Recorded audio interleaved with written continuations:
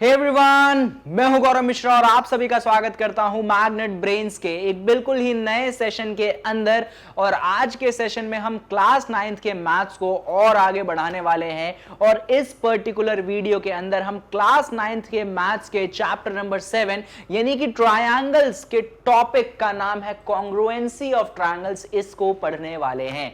याद होगा आपको, इससे पहले ही मैंने एक वीडियो बना दी है, इंट्रोडक्शन वीडियो, जहां पे मैंने आपको ट्रायंगल्स के बारे में काफी सारी बातें करी थी। और इस वीडियो के अंदर मैं आपसे बात करने वाला हूं कि ट्रायंगल की कॉन्ग्रुएंसी क्या होती है, क्योंकि ये जो हमारा चैप्टर 7 बेस्ड है ट्रायंगल, ये पूरा का पूरा बेस्ड है कॉन्ग्रुएंसी पे। तो अगर आपको कॉन्ग्रुएंसी का आइडिया होगा तो ही आप इस पूरे चैप्टर को स्मूथली आराम से सॉल्व कर पाएंगे। तो इसी चीज को इस वीडियो के अंदर हम डिस्कस करेंगे। और अगर अभी तक आपने क्लास 9th के मैथ्स के वीडियोस नहीं देखे हैं तो इस वीडियो के डिस्क्रिप्शन बॉक्स में आपको क्लास 9th के मैथ्स के प्लेलिस्ट की लिंक मिलेगी, उस पर आप क्लिक करिएगा तो आपके सामने क्लास 9th की मैथ्स की प्लेलिस्ट खुल जाएगी। जो भी वीडियो अभी तक नहीं देखी है आपने, जरूर जाके उन वीडियोस को देख लीजिएगा। आपका कॉन्सेप्ट भी क्लियर होगा और आपकी अंडरस्टैंडिंग भी बहुत अच्छे से बन जाएगी। बाकी आप ये बात जानते हैं कि मैग्नेट ब्रेन्स वो प्लेटफॉर्म है जहां पे एजुकेशन कंप्लीटली फ्री है, यानी कि यहां पे 2 चैप्टर्स पढ़ने के बाद बाकी चैप्टर्स पढ़ने के लिए किसी भी तरीके का पेमेंट आपको देने की जरूरत नहीं है। तो चलिए बढ़ते हैं सेशन में और देखते हैं कि कॉन्ग्रुएंसी ऑफ ट्रायंगल्स को क्या समझ सकते हैं हम, कैसे समझ सकते हैं और किन तरीके की चीजें हमें मालूम होना चाहिए कि चैप्टर आसानी से हम सॉल्व कर पाए।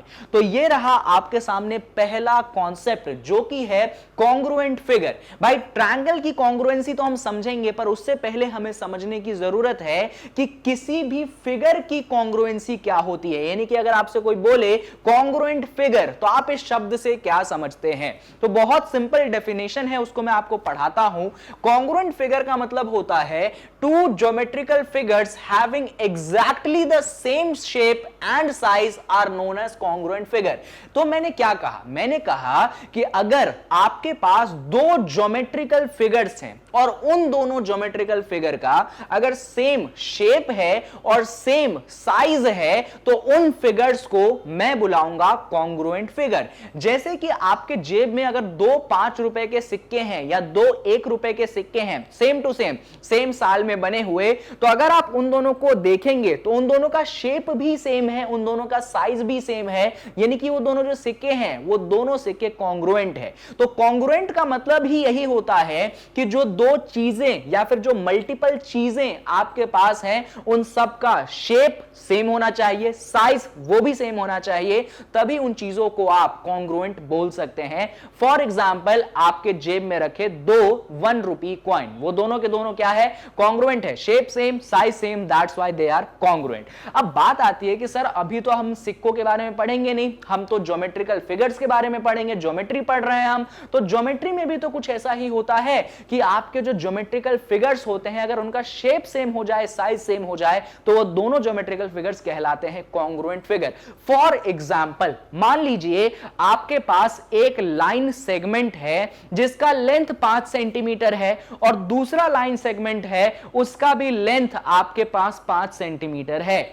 तो ये जो दोनों लाइन सेगमेंट है इन दोनों का लेंथ क्या है, सेम है। तो क्या इन दोनों का शेप सेम हो गया? देखो लाइन सेगमेंट है तो लाइन सेगमेंट का कोई शेप तो होता नहीं है। हाँ, साइज यानी कि उसका जो लेंथ है दोनों का सेम है, इसका भी 5 उसका भी 5, यानी कि यहां पे जो दोनों फिगर्स हैं इनको हम कॉन्ग्रुएंट बोल सकते हैं क्योंकि एक दूसरे के समान है, वो इक्वल है, नॉट समान, वो दोनों एक दूसरे के क्या है, इक्वल है। यही चीज मैंने यहां पे लिखी है, 2 line segment are congruent only when their lengths are equal, कि 2 लाइन सेगमेंट तभी कॉन्ग्रुएंट होंगे जब उनके लेंथ इक्वल होंगे। तो यहां पे आप देख सकते हैं कि एक लाइन सेगमेंट आपके पास AB है, दूसरा लाइन सेगमेंट आपके पास CD है, तो आप बोलोगे कि AB जो है कॉन्ग्रुएंट है CD के। आप क्या बोलोगे कि AB जो है कॉन्ग्रुएंट है आपके CD के। अब बात आती है कि AB अगर CD के कॉन्ग्रुएंट है तो हमेशा क्या हम इतने बड़ा लिखेंगे कि AB कॉन्ग्रुएंट टू CD, ऐसा लिखेंगे क्या? हम ऐसा नहीं लिखेंगे। ये जो कॉन्ग्रुएंट शब्द है, इस कॉन्ग्रुएंट शब्द को सिंबॉलिक रिप्रेजेंटेशन से हम दिखा सकते हैं, और इसका जो सिंबॉलिक रिप्रेजेंटेशन होता है आप कुछ इस प्रकार से लिखते हैं। ये जो मैंने रिप्रेजेंटेशन आपके सामने बनाया है, ये सिंबल है आपके पास कॉन्ग्रुएंसी का। किसका सिंबल है? कॉन्ग्रुएंसी का। यहां पे आपका जो AB है वो CD के कॉन्ग्रुएंट है, तो आप लिखेंगे AB और CD, उनके बीच में ऐसा इक्वल टू साइन बना के आप कुछ इस तरीके से बना देंगे, तो इसका मतलब यही है कि जो मेरा AB है वो मेरे CD के कॉन्ग्रुएंट है। तो अब याद रखना कि कॉन्ग्रुएंसी के लिए, कॉन्ग्रुएंट दिखाने के लिए कौन सा सिंबल होने चाहिए हमारे पास? हमारे पास ये वाला सिंबल होना चाहिए। ये सिंबल कॉन्ग्रुएंसी को डिनोट करता है सिंबॉलिक फॉर्म में। चलिए, तो हमने यहां पे ये समझ लिया कि कॉन्ग्रुएंसी है क्या? फिगर्स का। हमने समझ लिया कि अगर हमारे पास दो लाइन सेगमेंट है तो उनकी कॉन्ग्रुएंसी क्या है। अगर हम रियल वर्ल्ड में कॉन्ग्रुएंसी की बात करते हैं तो सिक्कों की मदद से मैंने आपको समझाने की कोशिश की है। आप इसको नोट जो होते हैं, पैसों का नोट, उसकी मदद से भी समझ सकते हैं। मान लीजिए आपके जेब में दो नोट है, एक नोट है 100 रुपए का, दूसरा नोट है वो भी 100 रुपए का है। दोनों जो है मतलब जिस साल में दोनों बने हैं वो सेम ईयर हैं, तो अगर आप उन दोनों फिगर्स को देखेंगे तो एग्जैक्टली सेम शेप और सेम साइज के होंगे। यहां पर एक और वर्ड का मैं आपको इंट्रोडक्शन करवाना चाहता हूं। उस वर्ड को कहते हैं सुपरपोजिशन या सुपर इंपोज। क्या कहते हैं उस शब्द को? Super impose. अब ये शब्द क्या है? या सुपरपोज भी लोग बोलते हैं, सुपरपोज भी आप बोल सकते हो। अब इस शब्द का मतलब मैं आपको समझाता हूं। ये जो शब्द है, इस शब्द का मतलब होता है एक दूसरे को पूरी तरीके से ढक देना। क्या मतलब होता है इसका? इसका मतलब होता है एक दूसरे को पूरी तरीके से ढक देना। जैसे कि मान लो मैंने एक नोट लिया 100 रुपए का, दूसरा नोट लिया 100 रुपए का, अगर मैं उन दोनों को रखूंगा तो क्या वो एक दूसरे को पूरी तरीके से ढक देंगे? हां सर, वो एक दूसरे को पूरी तरीके से ढक देंगे, यानी कि दोनों के दोनों फिगर्स जो हैं सुपर इंपोज या सुपरपोज हो जाएंगे। तो जब भी दो चीजें या दो फिगर एक दूसरे को सुपरपोज करते हैं, एक दूसरे को पूरी तरीके से ढक देते हैं, तो आप कह सकते हैं कि वो जो दोनों के दोनों फिगर्स हैं वो कॉन्ग्रुएंट है। और अगर कॉन्ग्रुएंट है तो सिंबल आप जानते हैं किसका आपको लगाना है। यही चीज आप यहां पे इन लाइन सेगमेंट में भी देख सकते हैं। यहां पे जो AB वाला लाइन सेगमेंट है या आपके CD वाले लाइन सेगमेंट को पूरी तरीके से ढक देगा, एक दूसरे के ऊपर आ जाएंगे और थोड़ी सी भी ऐसी चीज नहीं होगी जो आपको दिखेगी। तो यहां पे भी इन दोनों फिगर्स ने एक दूसरे को सुपर इंपोज या सुपरपोज कर दिया, यानी कि ये फिगर्स जो है क्या है? कॉन्ग्रुएंट है। तो अभी तक हमने क्या सीखा? अभी तक हमने ये सीखा कि अगर हम कॉन्ग्रुएंसी समझना चाहते हैं तो हमें समझने की जरूरत है कि दोनों फिगर्स का शेप और साइज क्या होना चाहिए? सेम होना चाहिए। और शेप और साइज सेम है तो कॉन्ग्रुएंट है, सिंबल भी समझ लिया। और अगर कॉन्ग्रुएंट है तो दोनों फिगर्स क्या होंगे? एक दूसरे को सुपरपोज करेंगे, यानी कि दोनों फिगर एक दूसरे को पूरी तरीके से ढक देंगे। एक फिगर से दूसरा फिगर ऐसा हो ही नहीं सकता बड़ा या छोटा निकल जाए। तो यहां पे तो अपन ने बहुत बेसिक बात कर ली। अब बात आती है कि अगर हमें एंगल्स का कॉन्ग्रुएंसी समझना है तो कैसे समझे। जैसे देखो, लाइन सेगमेंट की कॉन्ग्रुएंसी समझे, दो एंगल्स को कैसे कॉन्ग्रुएंट करें, अब वो समझना चाहते हैं। अभी तक अपन टॉपिक पे आए ही नहीं है कि कॉन्ग्रुएंसी ऑफ ट्रायंगल क्या होता है।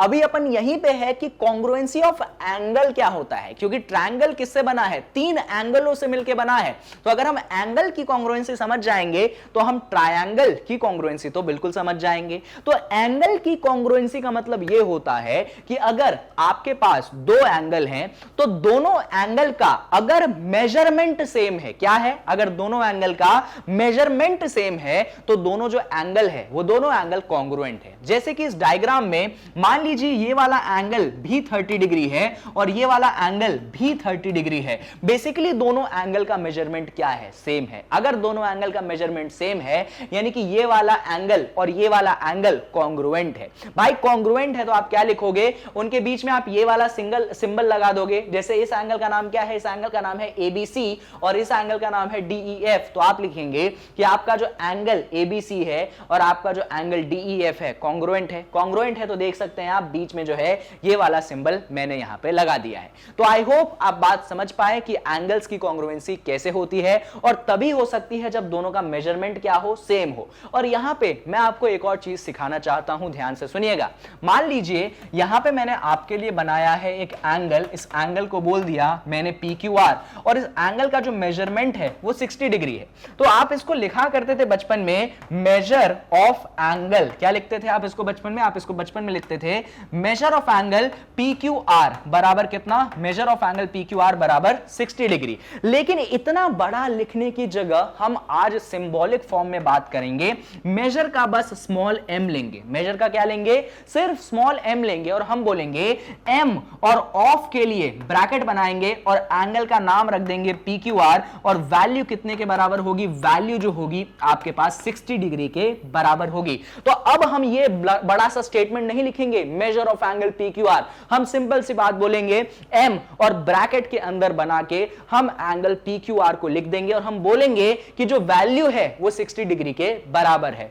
और वही कुछ चीज आप यहां पे भी देख सकते हैं। अगर ABC का मेजरमेंट चाहिए तो मैंने लिखा है M ऑफ ABC, यानी कि measurement of angle ABC, M of DEF यानी कि मेजरमेंट ऑफ DEF, ये दोनों बराबर हैं। और क्योंकि मेजरमेंट बराबर है इसका मतलब ये जो दोनों ट्रायंगल है, ये दोनों ट्रायंगल क्या है? आपस में कॉन्ग्रुएंट है। तो आई होप आपको कॉन्ग्रुएंसी लाइन सेगमेंट की समझ में आई है, आपको कॉन्ग्रुएंसी एंगल की समझ में आ चुकी है, और रियल वर्ल्ड में सुपरपोज शब्द का मतलब भी समझ में आया है।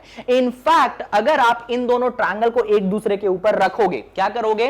अगर आप इन दोनों ट्रायंगल को एक दूसरे के ऊपर रखोगे तो वापस से ये दोनों ट्रायंगल एक दूसरे को सुपरपोज करेंगे, यानी कि कंप्लीटली ढक देंगे, यानी कि वापस से वो दोनों एंगल्स क्या हो गए? कॉन्ग्रुएंट हो गए।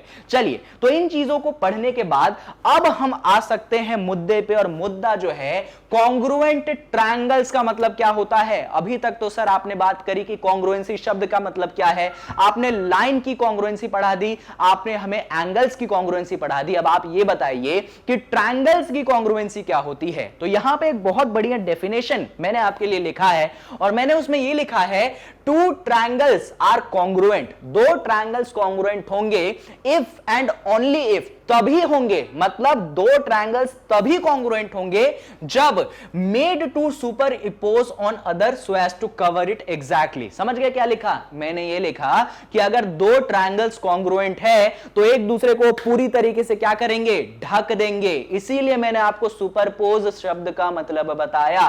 दो ट्रायंगल अगर कॉन्ग्रुएंट है तो एक दूसरे के ऊपर रखने से वो एक दूसरे को क्या कर देंगे? पूरी तरीके से ढक देंगे। एग्जाम्पल लेता हूं मैं आपके सामने, आप बात मानेंगे मेरी। मान लीजिए मैंने एक ट्रायंगल लिया ABC, और इस ट्रायंगल को इक्विलेटरल ट्रायंगल लेते हैं, पढ़ा चुका हूं इक्विलेटरल ट्रायंगल। मान लो ये साइड 4 है, ये साइड 4 है, ये साइड 4 है। मैंने बताया था इक्विलेटरल ट्रायंगल के तीनों एंगल 60 होते हैं, ये 60, ये 60, ये 60। और जो दूसरा ट्रायंगल मैं लेता हूं, दूसरा ट्रायंगल मान लो मैंने ले लिया DEF, और ये जो DEF वाला ट्रायंगल लिया है इसके भी तीनों साइड क्या है? 4 है, 4 है, 4 है, और एंगल्स क्योंकि इक्विलेटरल है तो ये भी 60, ये भी 60, और यहां पे भी क्या होगा? ये भी आपके पास 60 होगा।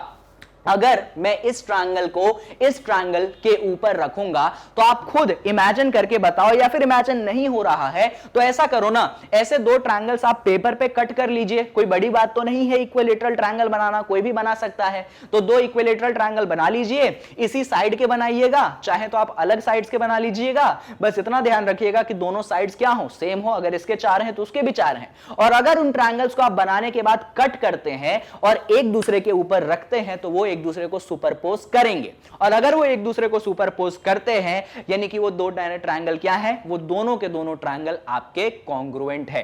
यानी कि हम लिख सकते हैं कि आपका जो ट्रायंगल ABC है वो क्या है? कॉन्ग्रुएंट है। अब कॉन्ग्रुएंट शब्द लिखने की जरूरत तो है नहीं, सिंबॉलिक रिप्रेजेंटेशन हम करेंगे। हम बोलेंगे ट्रायंगल ABC जो है वो कॉन्ग्रुएंट है। किसके कॉन्ग्रुएंट है? आपके ट्रायंगल DEF के कॉन्ग्रुएंट है। कुछ इस प्रकार होता है आपके ट्रायंगल की कॉन्ग्रुएंसी। सुपरपोज करने चाहिए, एक दूसरे को पूरी तरीके से वो ढकने चाहिए। चलिए थोड़ा सा और आगे बढ़ते हैं। अगला लाइन लिखा है thus congruent triangles are exactly identical। सही बात है। जैसे कि आपके जेब में अगर दो 100 रुपीस के नोट हैं तो दोनों के दोनों नोट अगर सेम साल में बने हुए हैं तो एकदम आइडेंटिकल होंगे, अलग अलग हो ही नहीं सकते। अब ये मत बोलना सर एक नोट पुराना है एक नोट नया है। भाई नया नोट पुराना नोट अलग बात है, पर कायदे से उनको देखोगे तो एक दूसरे को तो ढकेंगे ढकेंगे, नोट कैसे हैं, आइडेंटिकल है। ऐसा तो होता नहीं है कि आप मार्केट में जाते हो और आप बोलते हो भैया ये 100 रुपए रहा, क्योंकि ये नया 100 रुपया है, इसमें ये चमक रहा है, इसलिए हमें 200 रुपए का सामान दे दो। ऐसा तो होता नहीं है। तो वैल्यू उसकी सेम है, तो उस रेफरेंस में मैं बातें नहीं कर रहा हूं, मैं बातें कर रहा हूं उसके शेप और साइज के रेफरेंस में, सुपरपोज के रेफरेंस में। इसीलिए वो दोनों 100 रुपए के नोट क्या होते हैं, आइडेंटिकल होते हैं। इसी प्रकार जो दो ट्रायंगल्स कॉन्ग्रुएंट होते हैं वो भी क्या होते हैं, वो भी आपके आइडेंटिकल होते हैं, परफेक्टली एक दूसरे को सुपरपोज करते हैं। तो ये तो वो बातें हो गई कि ट्रायंगल्स की कॉन्ग्रुएंसी होती क्या है। सर हम ये कैसे पता लगाए कि ट्रायंगल कॉन्ग्रुएंट है या ट्रायंगल कॉन्ग्रुएंट नहीं है। जैसे कि हम जब लाइन सेगमेंट की कॉन्ग्रुएंसी पढ़ रहे थे तब हमने ये सीखा था कि दो लाइन सेगमेंट तब कॉन्ग्रुएंट होंगे जब उनका लेंथ सेम होगा, दो एंगल्स तब कॉन्ग्रुएंट होंगे जब उनका मेजरमेंट सेम होगा। अब दो ट्रायंगल कैसे कॉन्ग्रुएंट होंगे, तो दो ट्रायंगल को कॉन्ग्रुएंट करने के लिए हम एक बड़ी अच्छी सी चीज पढ़ते हैं। और क्या पढ़ते हैं, हम पढ़ते हैं एक एग्जांपल। हमने लिखा है कि मान लीजिए आपका ट्रायंगल एबीसी जो है आपके डीईएफ के कॉन्ग्रुएंट है। ध्यान से सुनना मैं क्या बोल रहा हूं। अगर एक ट्रायंगल दूसरे ट्रायंगल के कॉन्ग्रुएंट है, अगर एक ट्रायंगल दूसरे ट्रायंगल के कॉन्ग्रुएंट है तो उनके करस्पॉन्डिंग एंगल्स इक्वल होने चाहिए और उनके करस्पॉन्डिंग साइड भी इक्वल होने चाहिए। अब ये करस्पॉन्डिंग जो शब्द है इसका मतलब मैं आपको समझाता हूं। आइए हम यहां पे जरा करस्पॉन्डिंग शब्द का मतलब समझते हैं। मान लीजिए मैंने एक ट्रायंगल आपके सामने बनाया है, ये ठीक है, ये ट्रायंगल मान लीजिए ए है, ये ट्रायंगल बी है, ये ट्रायंगल सी है। ठीक है सर, बना दिया आपने। मान लो इस ट्रायंगल के साइड्स ले लेते हैं अपन कि ये वाला जो साइड है हमारे पास 5 है, ये वाला जो साइड है हमारे पास 6 है और ये वाला जो साइड है हमारे पास 7 है। हमने कंसीडर कर लिया। इसमें कुछ एंगल हम कंसीडर कर लेते हैं कि मान लीजिए ये वाला जो एंगल है 50 डिग्री है, ये वाला जो एंगल है आपके पास 60 डिग्री है और ये वाला जो एंगल है आपके पास 70 डिग्री है। ये आपने ऐसा कंसीडर कर लिया, यानी कि आपके पास एक ट्रायंगल है, उसके साइड 5, 6 और 7 है और उसके जो एंगल है 50, 60 और 70 है। अब ये जो ट्रायंगल है इसको रियल वर्ल्ड में मत बनाने की जाना, हो सकता है ट्रायंगल गलत बना हो, पर हमको क्योंकि कॉन्ग्रुएंसी समझनी है इसलिए हम ऐसे समझते हैं। ठीक है, आप इसको जज मत करिएगा, अरे सर आपने तो गलत ट्रायंगल बना दिया, ये तो पॉसिबल ही नहीं है, इस तरीके से आप मत सोचिएगा। अभी हम जो कॉन्सेप्ट पढ़ रहे हैं कॉरेस्पॉन्डिंग वाली बात, इसलिए अपन ने इसको बनाया है। यहीं पे मैं एक दूसरा ट्रायंगल बनाता हूं, एकदम डिट्टो आइडेंटिकल बनाऊंगा, अलग तो बना ही नहीं सकता। मान लो नाम रख दो, ये डी है, ये आपके पास ई है और ये आपके पास जो है एफ है। ठीक है, मान लीजिए ये साइड 5 है, ये साइड 6 है और ये साइड जो है आपके पास 7 है। ये वाला जो एंगल है आपके पास 50 डिग्री है, ये वाला जो एंगल है आपके पास 60 डिग्री है और ये वाला जो एंगल है आपके पास 70 डिग्री है। अब मैंने आपसे सवाल पूछा कि क्या ये दोनों ट्रायंगल कॉन्ग्रुएंट हैं, तो आप बोलेंगे हाँ सर ये दोनों ट्रायंगल तो कॉन्ग्रुएंट है। हमने मान लो इन दोनों ट्रायंगल को एक दूसरे के ऊपर सुपरपोज करोगे तो मस्त एक दूसरे को कवर कर देंगे, ढक देंगे, यानी कि कॉन्ग्रुएंट तो है। यानी कि क्या है, कॉन्ग्रुएंट तो है। अब बात आती है कि सर कॉन्ग्रुएंट है तो लिखें कैसे, लिखने का ही तो अंदाज सबसे इंपॉर्टेंट है। तो हम बोलेंगे कि ये जो ट्रायंगल है, ये ट्रायंगल आपके पास ट्रायंगल ए बी सी है। क्या है ये ट्रायंगल, ये ट्रायंगल ए बी सी है। यहां पे देखना, यहां पे जो एंगल ए है एंगल डी के इक्वल है। रुको इसको एकदम अच्छे से अपन लिख के दिखाते हैं, आपको चीजें समझ में आएंगी। ए बी सी है और इधर कौन सा ट्रायंगल है, इधर आपके पास डी ई एफ है। एकदम ध्यान से देखिएगा, एकदम ध्यान से। यहां पे देखिए, यहां पे जो एंगल ए है ये आपके एंगल डी के इक्वल है। सही बात है सर, एंगल ए हमारे एंगल डी के इक्वल है। यहां पे जो एंगल बी है आपके एंगल ई के इक्वल है। सही बात है सर। और यहां पे जो एंगल सी है आपके एंगल एफ के इक्वल है। ये भी बिल्कुल सही बात है, कोई इशू की बात नहीं है। और वहीं पे आपका जो साइड है, अगर साइड में बात करोगे तो जो ए बी वाला साइड है, रुको इसको यहां पे दिखाता हूं, जो ए बी वाला साइड है वो ए बी वाला साइड किसके इक्वल है, आपके डीई वाले साइड के इक्वल है। यहां पे जो बीसी वाला साइड है ये आपके ईएफ वाले साइड के इक्वल है। और जो एसी वाला साइड है, ये एसी वाला साइड किसके इक्वल है, तो एसी वाला साइड जो है आपके डीएफ वाले साइड के इक्वल है। तो ये कुछ यहां पे करस्पॉन्डेंस रिलेशन बनता है।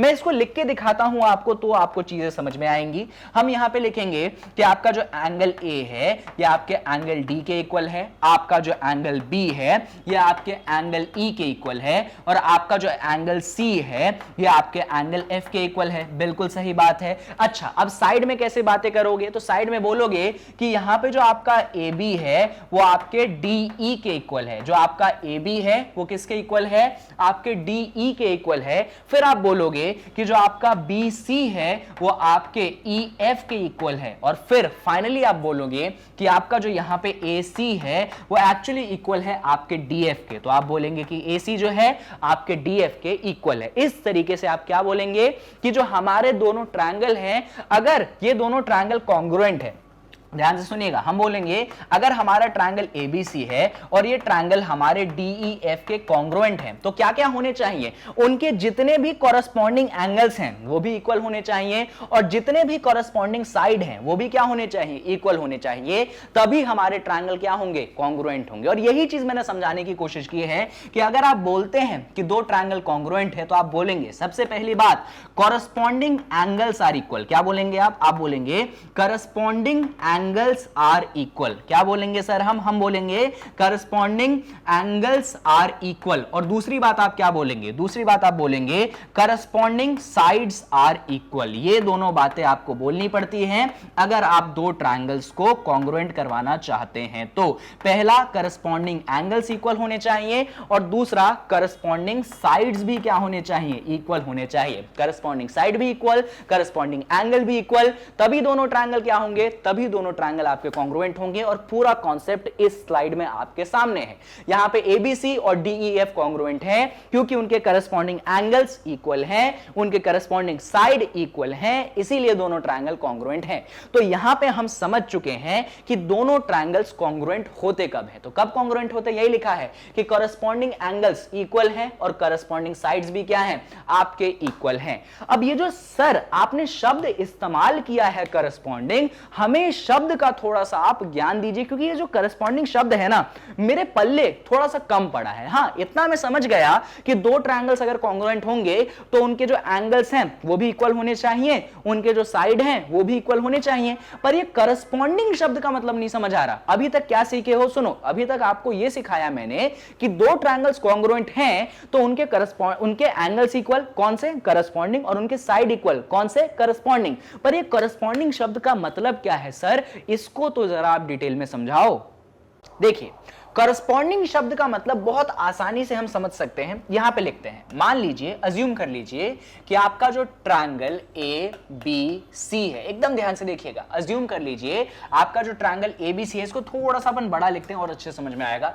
अज्यूम कर लो कि आपका ट्रायंगल A, आपका ट्रायंगल B और आपका ट्रायंगल जो C है, ठीक है, ये मान लीजिए कॉन्ग्रुएंट है। किसके कॉन्ग्रुएंट है, ट्रायंगल P, ट्रायंगल Q और ट्रायंगल R, ठीक है, मतलब ट्रायंगल PQR के कॉन्ग्रुएंट है। देखना जरा, तो एंगल रिलेशन की बात करो सर। किसकी बात करो सर आप पहले बात करो एंगल्स के बारे में कि एंगल्स यहां पे आप कैसे बता सकते हो। तो क्या सर A Q के इक्वल हो जाएगा, या A R के इक्वल होगा, या एंगल A P के इक्वल होगा? सही बात है ना भाई, आपके पास ट्रायंगल ABC है, आपके पास ट्रायंगल PQR है, तो ABC वाले ट्रायंगल में ABC 3 एंगल होंगे, PQR वाले ट्रायंगल में PQR 3 एंगल होंगे। तो कौन किसके इक्वल होगा? सही बात है, कौन किसके इक्वल होगा? मान लो यहां पे मैंने ऐसा कुछ बना दिया कि ये मेरे पास A है, ये मेरे पास B है, ये मेरे पास C है, और मैंने कुछ ऐसा बना दिया कि ये जो है मेरे पास ये P है, ये Q है और ये R है। देखो डायग्राम में देख रहे हो, अभी तुम ये बोलोगे क्या कि A जो है R के इक्वल है, B जो है P के इक्वल है, C जो है Q के इक्वल है, ऐसा बोलोगे क्या? नहीं सर, ऐसा नहीं बोल सकते। क्यों नहीं बोल सकते? तो सर इसलिए नहीं बोल सकते क्योंकि आपने हमें कॉरस्पॉन्डेंस समझाया है। कैसे? अगर मैंने यहां पे A लिया, अगर मैंने यहां पे A लिया यानी कि पहला लिया, तो मुझे यहां पे भी पहला यानी कि P लेना पड़ेगा। यहां पे भी क्या लेना पड़ेगा? P लेना पड़ेगा। तो मैं बोलूंगा कि मेरा जो एंगल A है ये मेरे एंगल P के इक्वल है। डायग्राम देखने से तो ऐसा लगता है कि A जो है R के इक्वल है, पर ऐसा है नहीं, क्योंकि यहां पे खेल नहीं है, खेल ये लिखने में है। ये लिखना ऑर्डर बड़ा इंपॉर्टेंट है। अगर आपने यहां पे A चुना तो आप यहां पे किसको चुनोगे, आप P को ही चुनोगे। अच्छा, इसी को कंटिन्यू करते हैं। अगर मान लीजिए यहां पे आपने B को चुना, यहां पे आपने किसको चुना, एंगल B को चुना, तो यहां पे आप किसको चुनोगे, यहां पे आप एंगल Q को चुनोगे। तो आप लिखोगे कि आपका जो एंगल B है यह आपके एंगल Q के इक्वल है। और फाइनली अगर यहां पे आपने एंगल C को चुना है, किसको चुना है, फाइनली अगर आपने यहां पे C को चुना है तो यहां पे आपको चुनना पड़ेगा R को। और आप क्या बोलेंगे, आप बोलेंगे कि आपका जो एंगल C है वो एंगल R के इक्वल है। तो तीसरे पॉइंट में बोलोगे कि आपका जो एंगल C है वो आपके एंगल R के इक्वल है। ये होते हैं एंगल रिलेशन। डायग्राम देख के नहीं डिसाइड होता, डिसाइड होता है कि किस प्रकार लिखे हैं। अगर पहला तो उधर पहला, इधर दूसरा तो उधर दूसरा, इधर तीसरा तो उधर तीसरा, और इसी चीज को हम बुलाते हैं करस्पॉन्डिंग एंगल्स। क्या बुलाते हैं इसी चीज को, इसी चीज को हम बुलाते हैं करस्पॉन्डिंग एंगल्स। तो अगली बार अगर कोई करस्पॉन्डिंग शब्द का मतलब आपसे पूछेगा तो मस्त आप ऐसे बना के उसको समझाइएगा, उसको ये डायग्राम भी बना के समझाइएगा कि भाई डायग्राम देखने से तो लगता है ए आर के बराबर है, बी पी के बराबर है और सी क्यू के बराबर है, पर डायग्राम से कंफ्यूज मत होना, आपको सीखना है यहां से। और यहां देख के आप बोलोगे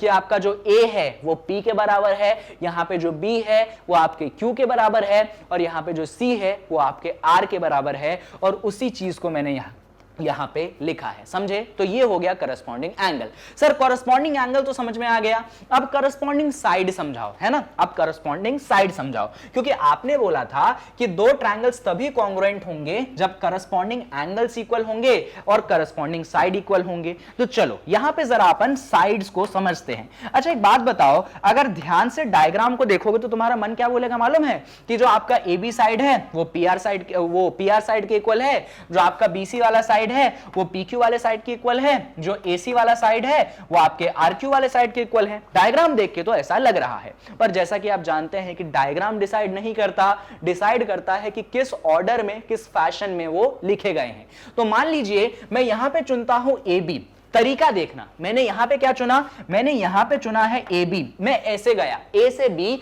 मैंने फर्स्ट और सेकंड को चुना। तो अगर मैंने यहां पे फर्स्ट और सेकंड को चुना तो मुझे यहां पे भी फर्स्ट और सेकंड को ही चुनना पड़ेगा। अच्छा ऑर्डर भी जरूरी है, फर्स्ट पहले सेकंड बाद में, तो यहां पे भी आप बोलेंगे फर्स्ट पहले सेकंड बाद में, और आप बोलेंगे कि आपका जो ए बी है वो आपके पी क्यू के इक्वल है। इसी चीज को कहते हैं करस्पॉन्डिंग साइड।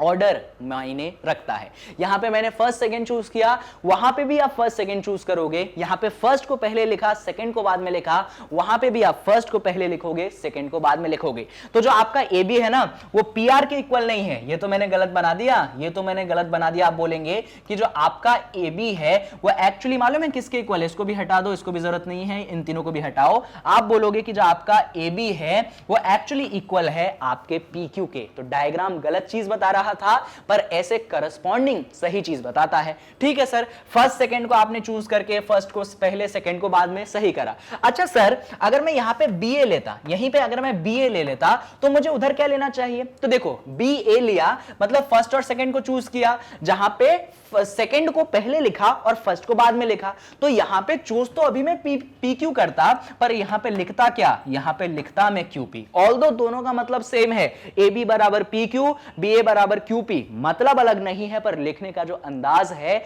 इसी को आप करस्पॉन्डिंग कहते हैं। तो या तो ये लिख लीजिए या तो ये लिख लीजिए, बात सेम है। बस करस्पॉन्डेंस के रिलेशन को आप इस चैप्टर में साथ लेके चलिएगा, क्योंकि करस्पॉन्डेंस का रिलेशन अगर आपने आगे पीछे कर दिया आपके आंसर भी आगे पीछे हो जाएंगे। और जो 4 नंबर का क्वेश्चन था, जो आपको 4 मिलने वाले थे, वहां पे आपको सिर्फ और सिर्फ 2 नंबर मिलेंगे। तो ऐसी भी कुछ कहानियां होती है। फिलहाल हमने ये लिया है तो यही लेके चलते हैं। तो अभी तो अपन ने एक साइड की बात कर ली, सर अभी तो बाकी 2 साइड्स बचे हैं। तो मान लीजिए यहां पे आपने बी सी चुन लिया, यहां पे क्या चुना, बी और सी, यानी कि सेकंड और थर्ड को। तो यहां पे भी आप क्यू और आर को चुनिए, सेकंड और थर्ड को। तो आप बोलेंगे कि यहां पे आपने बी सी को चुना है, बी को पहले लिखा, सी को बाद में लिखा, यानी कि सेकंड को फर्स्ट प्लेस दी और थर्ड को जो है पीछे लिखा है। तो यहां पे भी जब आपने क्यू आर चुना तो आप क्यू को पहले लिखोगे और आर को जो है बाद में लिखोगे। तो ये जो है दूसरे साइड का करस्पॉन्डेंस रिलेशन आपने दे दिया।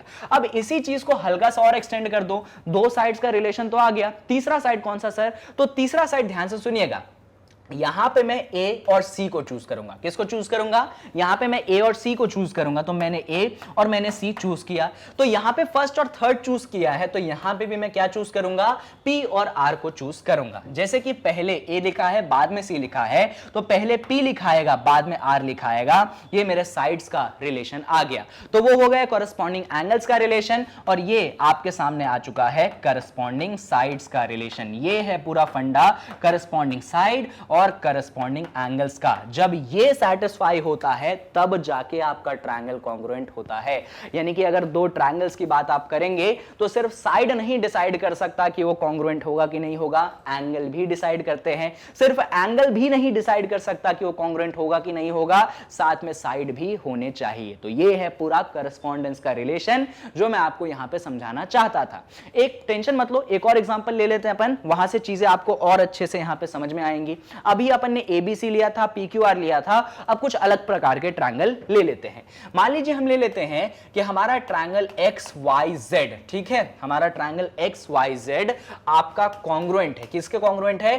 ट्रायंगल एस टी यू के। किसके कॉन्ग्रुएंट है? एस टी यू के। लो, अटपटे से नाम ले लिए सर आपने, भले ही अटपटे से नाम ले लिए पर कॉरेस्पॉन्डेंस तो अभी भी होल्ड करेगा। तो चलिए बनाते हैं। अगर हम एंगल कॉरेस्पॉन्डेंस की बात करेंगे तो अगर आप यहां पे x चूज करेंगे तो यहां पे s आएगा, तो आप बोलेंगे कि हमारा एंगल x जो है हमारे एंगल s के इक्वल होगा। यहां पे अगर आप y चूज करेंगे तो यहां पे आप क्या चूज करेंगे? आप t चूज करेंगे, तो आप बोलेंगे एंगल y बराबर एंगल t। और यहां पे अगर आप z चूज करेंगे तो यहां पे आप u चूज करेंगे, तो आप बोलेंगे कि आपका जो एंगल z है आपके एंगल u के इक्वल होगा। तो ये क्या हो गए? ये जो तीनों हो गए, ये तो हो गए आपके करस्पॉन्डिंग एंगल्स। क्या हो गए? ये तीनों हो गए आपके पास करस्पॉन्डिंग एंगल्स। अब बात आती है कि सर करस्पॉन्डिंग साइड का भी रिलेशन बता ही दो। चलो देखते हैं करस्पॉन्डिंग साइड का रिलेशन। करस्पॉन्डिंग साइड्स के लिए क्या करेंगे? तो करस्पॉन्डिंग साइड्स के लिए मान लीजिए यहां पे एक्स वाई चूज किया, तो यहां पे क्या चूज करोगे? एस टी चूज करोगे। तो आप लिखोगे कि जो आपका एक्स वाई होगा वो आपके एस टी के क्या होगा? इक्वल होगा। सही बात है। तो एक्स वाई और एस टी तो हो गया। मान लो यहां पे वाई जेड चूज किया, तो यहां पे टी यू चूज करोगे, तो आप लिखोगे कि आपका जो वाई जेड होगा या आपके टी यू के क्या होगा? इक्वल होगा। एंड लास्ट में क्या चूज करना चाहते हो? मान लो आपने लास्ट में एक्स और जेड चूज किया है, तो यहां पे आप चूज करेंगे एस और यू को, तो आप लिखेंगे कि आपका जो एक्स जेड होगा वो इक्वल होगा एस यू के। या आपने तीसरा लिख दिया कि आपका जो एक्स जेड होगा इक्वल होगा एस यू के। लो भाई, यहां पे आपने तीनों साइड्स लिख दिए और ये हो गए आपके करस्पॉन्डिंग साइड। तो अगर ये दोनों ट्रायंगल है तो आप देख सकते हैं कि करस्पॉन्डिंग एंगल्स भी इक्वल है और आपके करस्पॉन्डिंग साइड्स भी क्या है? इक्वल है। जब ये कंडीशन सेटिस्फाई होगी तभी दोनों ट्रायंगल क्या होंगे? कॉन्ग्रुएंट होंगे। तो आई होप कि आपको कॉन्ग्रुएंसी जो है ट्रायंगल्स की अच्छे से समझ में आ चुकी है और उन में जो करस्पॉन्डिंग शब्द है, इस करस्पॉन्डिंग शब्द का भी मतलब समझ में आ चुका है। टेंशन मत लो, कुछ और बातें हैं इनको सुन लो जिससे आपका ये पूरा कॉन्सेप्ट क्लियर हो जाएगा। तो यहां पे कुछ रिजल्ट्स हैं जो रिजल्ट्स आपको हमेशा ध्यान रखने हैं। क्या रिजल्ट्स हैं? तो सुनिए, हर ट्रायंगल खुद के कॉन्ग्रुएंट होता है। सही बात है। मान लो 1 रुपए का सिक्का है और 1 रुपए का सिक्का है, एक के ऊपर एक सुपरपोज होता था ना? होता था। तो अगर दो सेम ट्रायंगल लोगे, जैसे कि यहां पे आपने ट्रायंगल एबीसी लिया, यहां पे भी आपने ट्रायंगल एबीसी लिया, क्या वो दोनों एक दूसरे को सुपरपोज करेंगे? बिल्कुल सर, वो दोनों एक दूसरे को सुपरपोज करेंगे। यानी कि every triangle is congruent to itself. क्या बोला हमने? कि every triangle is congruent to itself. This is the first property. हर ट्रायंगल खुद से कॉन्ग्रुएंट होगा। दूसरा पॉइंट हम ये कहते हैं कि मान लीजिए आपका जो एबीसी है वो आपके डीईएफ के कॉन्ग्रुएंट है। ध्यान से सुनिएगा, हमने बोला कि मान लीजिए आपका ट्रायंगल एबीसी है वो कॉन्ग्रुएंट है ट्रायंगल DEF के। तो आप कह सकते हैं, क्या कह सकते हैं कि जो आपका ट्रायंगल DEF है वो कॉन्ग्रुएंट होगा ट्रायंगल ABC के। यानी कि इनवर्स रिलेशन। यानी कि क्या? Inverse relation. ये कुछ ऐसा ही हो गया कि मान लो जो तुम्हारा A है वो B के इक्वल है, तो तुम कह सकते हो कि जो तुम्हारा B है वो तुम्हारे A के इक्वल हो गया। यही चीज तो मैंने लिखी कि अगर ट्रायंगल ABC कॉन्ग्रुएंट है ट्रायंगल DEF के, इसका मतलब ये है कि ट्रायंगल DEF कॉन्ग्रुएंट है आपके ट्रायंगल ABC के। उसी चीज को मैंने वहां पे नोट डाउन करवाई है। बहुत अच्छी बात है। यहां पे आता है आपके पास तीसरा रिलेशन। अब तीसरा रिलेशन क्या कहता है वो सुनिए कि अगर आपका ट्रायंगल एबीसी है, इधर मैं लिखता हूं, अगर आपका ट्रायंगल जो एबीसी है वो कॉन्ग्रुएंट है, किसके कॉन्ग्रुएंट है? मान लो आपके ट्रायंगल डीईएफ के कॉन्ग्रुएंट है, और दूसरी बात, अगर आपका ट्रायंगल डीईएफ है वो कॉन्ग्रुएंट है आपके ट्रायंगल पीक्यूआर के। वो किसके कॉन्ग्रुएंट है? पीक्यूआर के। तो देखो जरा, एबीसी कॉन्ग्रुएंट है डीईएफ के, डीईएफ कॉन्ग्रुएंट है पीक्यूआर के, इसका मतलब ये है कि जो आपका एबीसी है वो कॉन्ग्रुएंट किसके होगा? वो कॉन्ग्रुएंट होगा ट्रायंगल पीक्यूआर के। मतलब समझे? मतलब ऐसा कुछ है कि अगर ए बराबर है बी के और आपका बी बराबर है सी के, इसका मतलब ए जो है वो किसके बराबर होगा? आपके सी के बराबर होगा। उसी चीज को मैंने यहां पे आज कॉन्ग्रुएंसी में लिखी है, ठीक है। 1 रुपए का सिक्का दूसरे 1 रुपए के सिक्के को कोइंसाइड करता है, और जो दूसरा है वो तीसरे को जो है करेगा, क्या करेगा? कोइंसाइड करेगा। तो यही 3 रिलेशन बेसिक से मैंने आपके सामने लिखे हैं।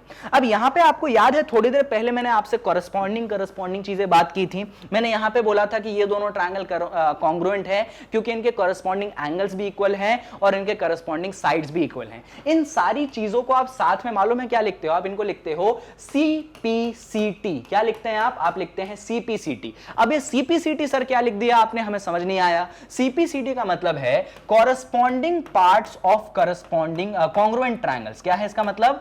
Corresponding parts of congruent triangle, corresponding parts of congruent triangle।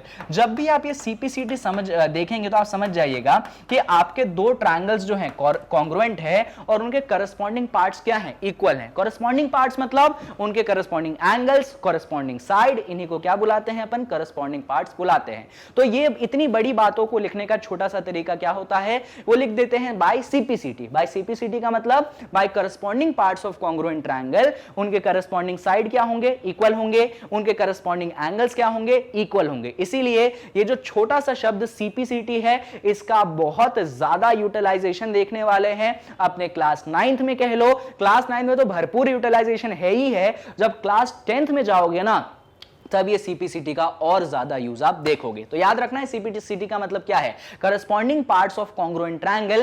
कहने का सीधा सा मतलब ये है कि corresponding angles equal, corresponding sides भी इक्वल। तो इतना ही था बस आपके कॉन्ग्रुएंसी में। जितनी भी कॉन्ग्रुएंसी की बातें मुझे आपसे करनी थी वो सारी की सारी बातें मैंने आपसे यहां पे कर ली। मैंने आपको समझा दिया कॉन्ग्रुएंसी होता क्या है, शब्द का मतलब क्या है, सुपरपोज या सुपर इंपोज। कोइंसाइड शब्द भी इसको कहते हैं। कोइंसाइड मतलब भी वही होता है कि एक दूसरे को एकदम परफेक्ट तरीके से ढकना। ठीक है, मैंने आपको करस्पॉन्डिंग मैंने आपको कॉन्ग्रुएंट फिगर से स्टार्ट किया था जहां पे लाइंस पढ़ाया, फिर एंगल्स पढ़ाया और फाइनली मैं आपको ट्रायंगल्स पे लेके आया जहां पे करस्पॉन्डेंस का मतलब मैंने आपको समझाया। सो that's all for this video. बस इस वीडियो को खत्म करते करते लास्ट में एक चीज जान लो जो बहुत जरूरी है। यहां पे मैग्नेट ब्रेन्स के वेबसाइट के बारे में मैं आपसे बात करता हूं। तो मैग्नेट ब्रेन्स की वेबसाइट वो जगह है जहां पे एजुकेशन कंप्लीटली फ्री तो है ही, साथ में वीडियोस की सीक्वेंसिंग बहुत अच्छे से की गई है जहां पे आपसे कोई भी वीडियो मिस नहीं होता है। तो आपको क्या करना है, गूगल क्रोम पे टाइप करना है www.magnetbrains.com। वेबसाइट आपके सामने खुलेगी। इसमें सीबीएसई इंग्लिश वाले सेक्शन में आपको क्लास 9th को सेलेक्ट करना है और उसमें जितने भी कोर्सेस हैं मिल जाएंगे। यहां पे वॉच नाउ के ऑप्शन पे क्लिक कर दीजिएगा, सारा कोर्स लिस्ट आपके सामने खुल जाएगा। जिस भी चैप्टर के वीडियो देखनी है उस चैप्टर पे क्लिक करना, चैप्टर के वीडियोस आप बहुत ही आसानी से देख पाओगे and that too free of cost. इसीलिए 3 काम जरूर करने हैं, वीडियो को लाइक, चैनल को सब्सक्राइब, जितना ज्यादा हो सके आपको वीडियो को करना है शेयर। बाकी कमेंट बॉक्स आपके सामने है, जो भी कमेंट आपको करना है जरूर आप उसमें कमेंट कीजिएगा। सो that's all for this video. ऐसा मत समझिएगा चैप्टर भी खत्म हुआ है, अभी तो सिर्फ चैप्टर के 2 वीडियोस यहां पे बने हैं। इंट्रोडक्शन वीडियो जहां पे ट्रायंगल पढ़ाया मैंने आपको, और दूसरा वीडियो आपके सामने कॉन्ग्रुएंसी का मैंने मतलब समझाया है। अब बात आती है कि कॉन्ग्रुएंसी के क्राइटेरियाज क्या होते हैं। तो एक एक करके हम हर एक क्राइटेरिया के बात करेंगे कि ये क्राइटेरिया का मतलब क्या है, उस क्राइटेरिया का मतलब क्या है। तो वो सारी चीजें आपको मिलेंगी अगली वीडियोस में। So that's all for this video. Stay tuned at Magnet Brains for further videos.